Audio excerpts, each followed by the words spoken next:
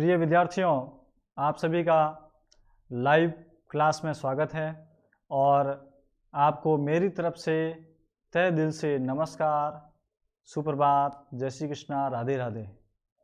प्रिय वाक्य प्रदानेन सर्वे तुष्यन्ति जनतवः तस्मात् तदेव वक्तव्यम वचने का दरिद्रता। प्रिय विद्यार्थियों, हमेशा मधुर बोलते रहिए और मधुर बोलने में किसी तरह की कोई भी कंजूसी नहीं करें, ठीक है? क्योंकि मधुर बोलने से सभी लोग, प्रिय वाणी बोलने से सभी लोग, गुरुजन, माता पिता सभी संतुष्ट रहते हैं। अगर उनसे आप कड़वे बोलेंगे तो कोई गुरुजन, माता पिता, बुजुर्ग अपने घर में कोई संतुष्ट नहीं रहेंगे। आप अपने छोटे भाई बहनों से भी प्रिय बोलते रहिए, पढ़ते रहिए उनके सामने, मेहनत करते रहिए, तब वो आपको देख करके छोटे भाई बहन भी जैसा आप करेंगे वैसा वो करेंगे, जैसा आप व्यवहार करेंगे वैसा वो करेंगे। बात समझ आ गई आपको? तो मेरे विद्यार्थियों, मेरे प्रिय छात्रों, आइए हम आपके लिए एक नया टॉपिक लेके आए हैं। वो संस्कृत व्याकरण के अंदर अव्यय प्रकरण है। आपके अव्यय प्रकरण, जो अव्यय शब्दार्थ, आपको अव्यय शब्द संस्कृत में और हिंदी अर्थ याद होने चाहिए, ठीक है? अगर आपको अव्यय शब्द और हिंदी शब्दार्थ याद होंगे तब आप संस्कृत में वाक्य प्रयोग कर सकते हैं, ठीक है? आपके एग्जाम में 3 टाइप से क्वेश्चन आ सकते हैं। देखिए, पहले तो आपके कोई भी अव्यय शब्द दे देंगे, विना, नूनम वगैरह, तो इनका आप संस्कृत में वाक्य प्रयोग करें। पहला क्वेश्चन तो होगा, आप वाक्य बनाना आना चाहिए संस्कृत में अव्यय का प्रयोग करते हुए। दूसरा क्वेश्चन आपका जो होगा, दूसरा जो पैटर्न है क्वेश्चन का, वो होगा आपके 4 लाइन लिखी हुई आएगी पैराग्राफ के रूप में, उसमें आपके अव्यय शब्द दिए हुए होंगे और वहाँ अंडरलाइन नहीं होगा। आपको पहचानना होगा कि वहाँ पे कौन सा अव्यय है, कौन सा है, नूनम है, प्रातः है, यथा है, तत्र है। आपको वो ढूंढ के 4 या 6 जितने पूछे जाए आपको अव्यय ढूंढ के लिखने पड़ेंगे। ये दूसरा पैटर्न है। तीसरा पैटर्न आपका आएगा, आपका क्वेश्चन होगा, मंजूषा बनी हुई होगी, मंजूषा नहीं, हेल्प बॉक्स, उसके अंदर अव्यय लिखे हुए होंगे और 4 वाक्य दिए होंगे, उसमें रिक्त स्थान बने हुए होंगे। आपको उन वाक्यों का हिंदी अर्थ मन में करते हुए, वाक्यों का हिंदी अर्थ यानी खाली जगह वाले मंजूषा वाले प्रश्न कैसे अटेंड करें, मैं उसके बारे में बता रहा हूँ, वो ध्यान से सुने। यानी कि कोई भी 4 वाक्य आएंगे और वो खाली जगह होगी, उन वाक्यों का हिंदी अर्थ करेंगे मन में आप, हिंदी अर्थ आपको करना आना चाहिए और अव्यय शब्दार्थ मंजूषा होंगे, उन अव्यय शब्दों का अर्थ मन में आप करेंगे, क्या अर्थ है, फिर एक एक का मैच करते हुए और उसमें भरेंगे, आप वाक्य पूरा लिखेंगे, फिर अव्यय भरेंगे। बात समझ आ गई? तो ये 3 पैटर्न से क्वेश्चन बनेंगे, इनमें से कोई भी आपका आ सकता है। बोर्ड में आपके अधिकांश से 90% में आपको कहता हूं कि मंजूषा वाला क्वेश्चन आता है, रिक्त स्थान आएंगे, मंजूषा, उसमें से आपको अव्यय भरने पड़ेंगे, जैसे आप वार्तालाप और पत्र करते हैं। बात समझ आ गई आपको? आइए अव्यय प्रकरण के बारे में पढ़ते हैं, चर्चा करते हैं। अव्यय प्रकरण क्या है? तो देखिए, प्रकरण, अव्यय प्रकरण, विषय संस्कृत। आगे चलते हैं, क्या है अव्यय प्रकरण के बारे में, अव्यय की परिभाषा जानेंगे। अव्यय की परिभाषा क्या है, अव्यय के कितने भेद हैं, ठीक है? संस्कृत में श्लोक जो आ रहा है ये क्या कह रहा है, ठीक है? उसके बाद में हम अव्यय शब्दार्थ जानेंगे, फिर अभ्यास प्रश्न करेंगे। जितने भी मैं आपका अव्यय शब्दार्थ करवा रहा हूं वो आप अच्छे से करें, प्रश्न मन से करें, लिख लिख के करें, कॉपी पेन निकालो और नोट करें और समझते रहें, लिखते रहें। आइए विद्यार्थियों, पढ़ते हैं अव्यय की परिभाषा। तो लाइव क्लास में अपनी क्लास अव्यय की, और इस लाइव क्लास में आप देखते हैं, अपन डिस्कस भी करेंगे। अभी वीडियो में समझिए और पढ़िए। अव्यय की परिभाषा, जिन शब्दों पर लिंग वचन, जिन शब्दों पर, देखिए विद्यार्थियों, जिन शब्दों पर लिंग वचन, पुरुष और काल आदि का कोई प्रभाव नहीं पड़ता हो, अर्थात जो तीनों लिंगों, तीनों वचनों, तीनों कालों में, सभी विभक्तियों में एक समान रहते हो, बिना, अर्थात बिना किसी विकार के प्रयोग किए जाता हो, जिनके रूप में कोई परिवर्तन नहीं होता हो, उन शब्दों को अव्यय कहते हैं। संस्कृत व्याकरण में इसे इस प्रकार परिभाषित किया गया है। क्या परिभाषित किया गया है?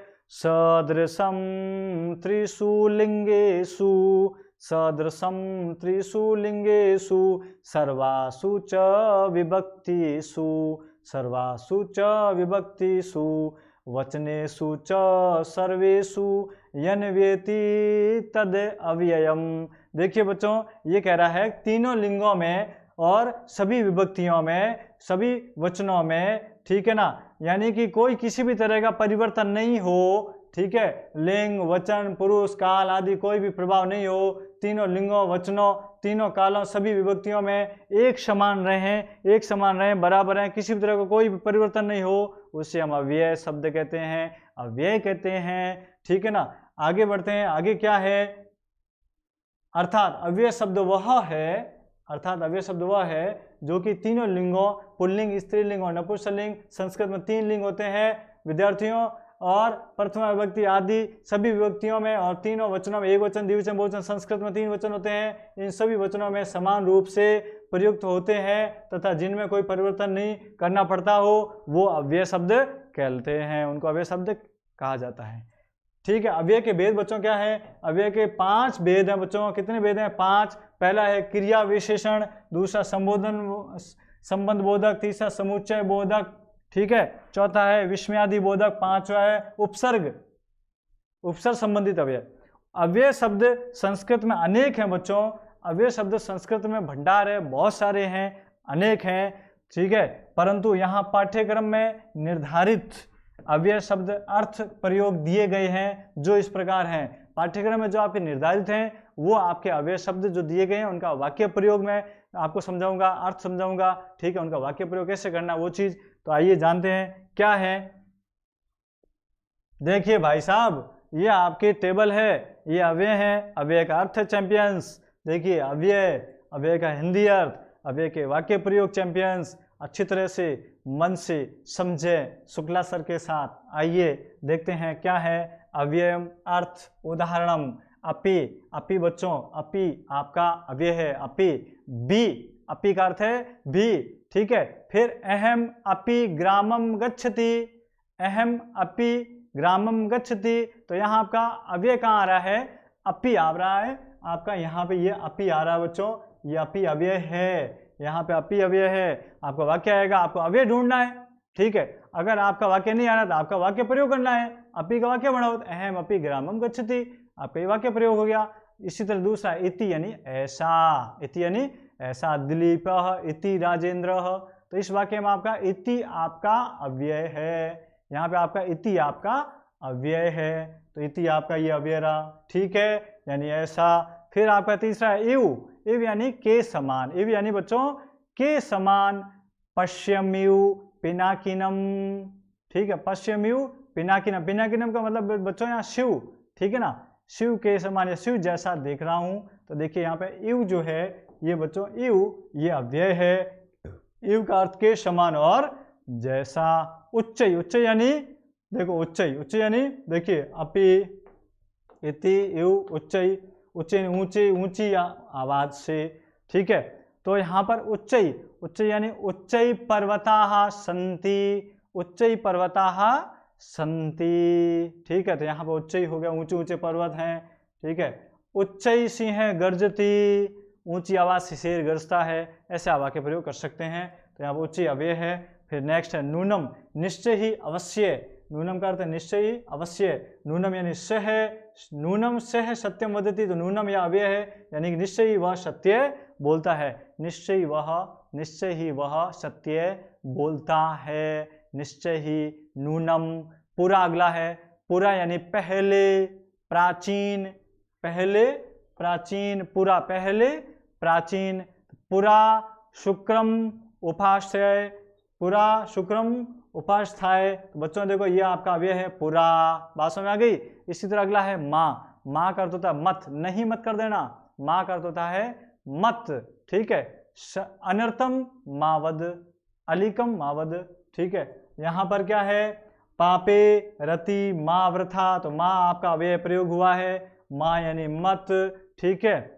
असत्यम मावद, असत्य मत बोलो, सिंपल वाक्य है। और यहाँ पे आपको मैंने थोड़ा डिफिकल्ट दिया, पापे रति माँ व्रता। सहसा अकस्मात, सहसा का अर्थ होता है बच्चों अचानक, अकस्मात का भी अर्थ होता है अचानक। सहसा विदिति ना क्रियाम, बच्चों यहाँ विसर्ग नहीं आएगा, ध्यान रखना, केवल सहसा अव्यय है, अचानक बिना सोचे समझे कार्य नहीं करना चाहिए, बिना सोचे समझे कार्य नहीं करना चाहिए। अचानक सहसा, अकस्मात सहस अचानक, ठीक है। आपको मैं क्लास में पूछ सकता हूं, मैंने कह दिया सहसा यानी अचानक, कदापि यानी कभी भी, अहम सहसा कदापि, ठीक है, मैं कभी भी प्रश्न आपसे पूछ सकता हूं। अगला है आपका जो अव्यय है वो है बही, बही यानी बाहर। सह ग्रहाद बही भ्रमति, वह घर से बाहर घूमता है, तो बाहर बही जो है आपका ये अव्यय है बच्चों। शनै, शनै यानी धीरे, तो धीरे यानी कि सह शनै चलती, वह धीरे चलता है, वह क्या चलता है? धीरे चलता है। सिंह कच्छप शनैः शनैः चलती, कछुआ धीरे धीरे चलता, गज है शनैः शनैः चलती, दो बार शनैः शनैः आए या सिंगल शनैः आए, शनैः यानी अव्यय है धीरे। आगे देखते हैं चैंपियंस, अगला है जो हमारा अत्र। क्या है अत्र? अत्र का अर्थ है यहाँ, यानी कि राम है अत्र निवसति, राम यहाँ रहता है, तो यहाँ पर अत्र का प्रयोग हो रहा है बच्चों। ये देखो अव्यय है आपका। अगला है तत्र, तत्र नहीं वहाँ, यहाँ पे तत्र का प्रयोग हो रहा है, वह वहाँ खेलता है। इदानीम यानी इस समय, इस समय यानी अब, दयाल इस समय खेलता है, इदानीम का प्रयोग हुआ है। संप्रति, संप्रति यानी इस समय अब, दोनों के एक जैसे अर्थ हैं। संप्रति गम्यताम विद्यालयम, तो यहाँ पे संप्रति यानी अब विद्यालय जाना चाहिए। जब, यदा यानी जब, यदा सूर्योदय, जब सूर्योदय होता है वह पाठ पढ़ता है, तो यदा का प्रयोग हुआ। कदा, कदा यानी कब, कब जाओगे, कब जाओगे। अतिथि, कब जाओगे, है ना। फिर यथा, यथा यानी जैसे या जैसा। राम है यथा वदति, राम जैसा बोलता है। तथैव करोति, वैसा करता है, तो आपका यथा का प्रयोग हुआ है। तथा, तथा यानी वैसा। सह तथा कार्यम करोति, यानी कि वह वैसा कार्य करता है। विना यानी के बिना, के बिना। ज्ञानम विना न मुक्ति, ज्ञान के बिना मुक्ति नहीं। जलम बिना जीवनम नास्ति, जल के बिना जीवन नहीं होता है, तो ये बिना का प्रयोग। नेक्स्ट है स्व बच्चों, ये स्व है, इस तरह से लिखा हुआ है, लेकिन मैं आपको लिख के बता देता हूँ। स्व इस तरह से भी लिख सकते हैं, स्व यानी आने वाला कल। मैं कल जयपुर जाऊंगा, तो यहाँ पे स्व का प्रयोग हुआ है। चैंपियंस आगे बढ़ते हैं, जल्दी नोट करो, लिखो, समझते रहिए। और नेक्स्ट आगे चलते हैं, क्या है अधुना, अब। अधुना यानी अब यानी अधुना, ये प्रयोग वाक्य हो रहा है। अधुना बाला पठन्ति, अब बाल बच्चे पढ़ते हैं या बच्चे पढ़ रहे हैं। कदापि, कभी भी, कदापि यानी कभी भी, कदापि। और अधर्मम न आचरेत, कभी भी अधर्म का आचरण नहीं करना चाहिए। हय, हय यानी बीता हुआ कल, हय यानी बीता हुआ कल बच्चों, तो इसका मतलब है अहम हय पाठम अपठम, यानी कि मैंने कल पाठ पढ़ा। फिर अगला है कुतः, कुतः यानी कहाँ से। कुत्र का अर्थ होता है कहाँ, कुतः यानी कहाँ से। कुत्र कहाँ, कुतः है कहाँ से। कुतः समायतो योगी, योगी कहाँ से आ गए। इतस्ततः यानी इधर उधर, वह इधर उधर घूमता है। इतस्ततः यानी इधर उधर, वह इधर उधर घूमता है। किम यानी क्या, किम यानी क्या। सह किम पढ़ती, वह क्या पढ़ता है। यत, यत यानी की, या बच्चों देखो यत यानी यहाँ पे की है, और यतः आए तो क्योंकि होता है बच्चों, तो यत यानी की, और यहाँ पर ये क्योंकि नहीं, ओनली अगर आपका अगर यतः आता है तो उसका अर्थ होता है क्योंकि और जहाँ से, ठीक है। तो यहाँ पे देखो बच्चों, मैंने आपको क्या क्या पढ़ा दिए, कदापि, है इस तरह से। और अगर आप बच्चों अगर इस तरह से लिखना चाहें तो इस तरह से भी लिख सकते हैं, हयः बीता हुआ कल, कुतः कहाँ से, इधर से इधर उधर, किम क्या। तो देखो यहाँ प्रयोग हुआ है हय का, यहाँ प्रयोग हुआ कदापि का, यहाँ हुआ कुतः का, यहाँ हुआ इतस्ततः का, यहाँ हुआ किम का, ठीक है। यत यानी की, यहाँ पे आया राम बोला कि वह सब, उसने सब कुछ देखा। राम ने कहा बोला, या राम बोला, उसने बोला कि वह उसने सब कुछ देखा। तो देखो यहाँ पे यत का प्रयोग हुआ कि यावत बच्चों, यावत यानी जितना या जब तक, यावत यानी जितना या जब तक, जब तक जितना दोगे उतना प्राप्त करोगे, ठीक है। जितना और जब तक। तावत का बच्चों अर्थ है उतना और तब तक, यानी कि जितना दोगे उतना प्राप्त करोगे, उतना दोगे। तो देखो बच्चों यहाँ पर तावत आ रहा है, तो यहाँ पे आप करेक्शन करेंगे, यहाँ आपका हो जाएगा यावत। क्या बच्चों होगा यहाँ पर, यावत, ठीक है। तो तावत यानी आप तब तक या उतना दोगे जितना प्राप्त करोगे, ठीक है। तो इस तरह से ये आपके अव्यय यावत तावत एक साथ आए, तो जब तक तब तक, ठीक है। अगर आपके वाक्य में आगे यावत है तो पीछे तावत आएगा, अगर आपके वाक्य में आगे यत्र है तो पीछे तत्र आएगा, अगर पीछे यदा है या आगे यदा है तो पीछे तदा आएगा। बात समझ आ गई। ये समूह में भी चलते हैं, अलग अलग भी चलते हैं, बात समझ आ गई, ठीक है। और अत्र तत्र यदा कदा, ये कई तरह के अवयव होते हैं, समूह में चलते हैं और अलग अलग भी वाक्य प्रयोग कर सकते हैं। आगे पढ़ते हैं चैंपियंस, आइए जल्दी। आगे क्या है हमारा यहाँ पर, यदा तदा, ये समूह है। देखो बच्चों मैंने अभी आपको चर्चा की समूह वाले, तो समूह वाले देखो यदा तदा, यदा कदा, यत्र तत्र, यथा तथा, अत्र तत्र, एव वृथा किमर्थम। तो देखो बच्चों यदा तदा, जब तब, क्या है जब तब, तो जब वह पढ़ता है तब मैं जाता हूं, तो दो प्रयोग हुआ आपका।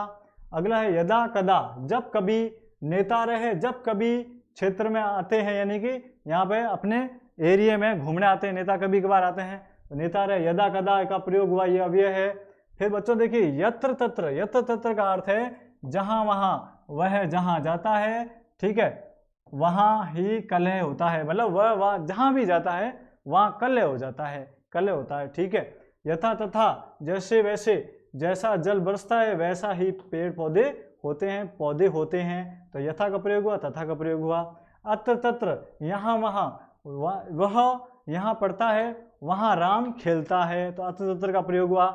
एव यानी ही, यानी कि राम यहीं रहता है, तो देखो ही का प्रयोग हुआ बच्चों, ये देखो एव आ रहा है। फिर वृथा, वृथा यानी बेकार, बेकार में इधर उधर मत घूमो, बेकार में इधर उधर मत घूमो, यहाँ पे आपके दो प्रयोग हुए, वृथा भी यतस्तते भी, तीन, इस वाक्य में आपके बच्चों तीन अव्यय आ रहे हैं, बेकार में इधर उधर मत घूमो, ठीक है। अगला है किमर्थम, किस लिए, राम किस लिए वन में गया, तो देखो बच्चों देखिए राम किस लिए वन में गए, ठीक है, किस लिए, किमर्थम यानी किस लिए, और ये किमर्थम प्रश्न निर्माण वाक्य में भी काम आएगा, प्रश्न निर्माण शब्द में। नेक्स्ट आगे चैंपियंस बढ़ते हैं, देखिए अगला क्या है हमारा, सह शाकम, क्या है, सह शाकम शमम शारदम, इनका सबका अर्थ एक होता है बच्चों, साथ। सह रामेण यानी कि सह वह राम के साथ जाता है, अद्य यानी आज, अद्य राम है पठिष्यति, आज राम, अद्य यानी आज, आज यानी कि आज राम पढ़ेगा। फिर है आपका अधः, अधः यानी नीचे, ठीक है, तो यानी कि वह नीचे गया, सह अधः अगच्छत। फिर प्रति, प्रति यानी की ओर, राम है ग्रामम प्रति गच्छति, राम गांव की ओर गया, ठीक है। तो मैंने आपको पढ़ाई कौन कौन से ये पढ़ा दिए हैं, सह शाकम शम, देखो साथ, तो यहाँ पे सह का प्रयोग हुआ, वह राम के साथ जाता है। अद्य यानी आज, आज, तो देखो अद्य प्रयोग हुआ, आज राम पढ़ेगा। अधः यानी नीचे, वह नीचे गया। प्रति यानी की ओर, राम गांव की ओर गए, तो प्रति का प्रयोग हुआ। पुरते है, पुर है पृष्ठात, सामने, सामने से बच्चों, इन सब का अर्थ सामने, सामने से, भवन के सामने हाथी घूम रहा है या घूमता है, पुरे का प्रयोग हुआ। ऊपर यानी ऊपरी यानी ऊपर, ठीक है, ऊपरी का विलोम बच्चों अधः होता है, अधः का ऊपरी होता है, भवन के ऊपर पेड़ हैं, ठीक है, तो ऊपरी लगा हुआ है प्रयोग। कश्चन, कश्चित कोई, कश्चित आगच्छति, कोई आता है। अलम, अलम यानी पर्याप्त, अलम हस्तेन यानी कि हंसना पर्याप्त है, अलम का प्रयोग हो गया। नाना, नाना यानी अनेक, तत्र अनेक खगा यानी कि वहां पर अनेक पक्षी हैं, वहां पर क्या अनेक पक्षी हैं, तो नाना का प्रयोग हुआ।